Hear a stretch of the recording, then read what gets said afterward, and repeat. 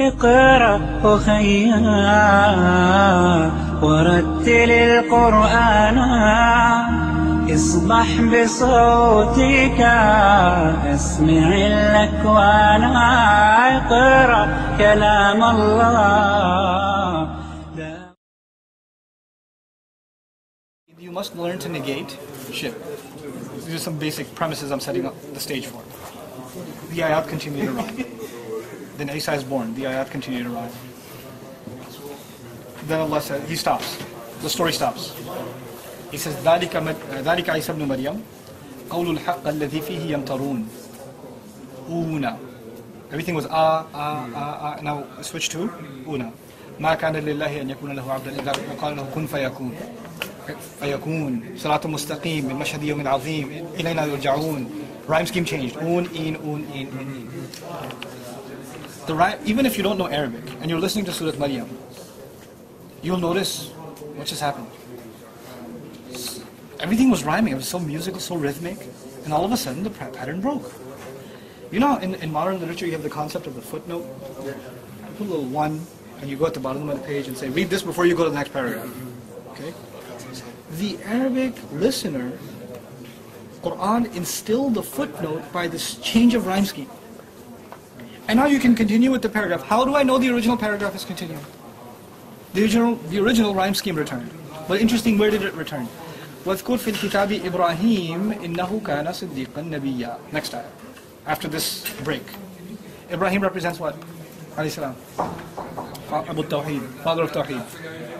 Yes? Wow. Well, before you get to Tawheed, you need to address the problem. And the main problem is that with Isa. So it's special address, breaking the rhyme scheme. Now you can, as usual, go on, study the story of Ibrahim, keeping in mind you have to maintain Tawheed. It's incredible. So this was never done before. This device was never used. And it has to be explained this way. But to the listener, to the careful listener, this was happening all seamlessly. And that's what we forget sometimes when we get to the technical studies of Quran. We forget that at the end of the day, it was a conversation coming out of the mouth of a man, the words of Allah coming out of the mouth of a man, and some skeptic is listening. Oral tradition. An oral tradition. The essential difference between a believer and disbeliever of that time is they both agree those words are coming out of that man's mouth. They both hear the same exact voice. They just, one says it's his words, one says no, there's an invisible source that's relaying these words. They're not his. That's the only difference. But they're both sitting in the same audience, same lecture, same talk. You know? So it did take it. But the study is, how did it nuance, how did it enhance the communication and the communication psychology of the Quran? The transition, the sajah and then the break. Then again, there's a study of the difference in style between Makkan and Madani Quran. Yeah, there's a big difference. It's huge. I mean, short ayat, quick firepower rhyme schemes. And if you're a poet, then you will get owned by Makkan Quran. I mean, because you know, when the poet comes up with a line, he has to think about coming up with the next one. عما يتساءلون عن النبأ العظيم الذي هم فيه مختلفون. He's like, wait, let me process one. I gotta respond to one.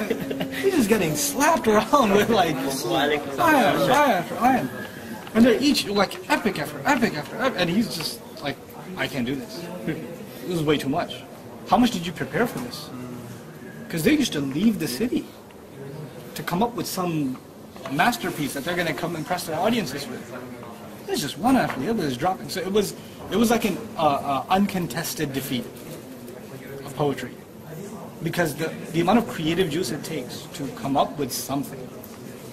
It wasn't something that the Arabs just do, you know. And some of them could, but not like endlessly. Even like I'm sure you've studied the palindromes. Right? The Arabs had palindromes in their poetry. They did, but it took them like years to figure one out. And the best one they came out with was Hutun famuhu maftuhun. The fish's mouth is open. This is the best they came out with.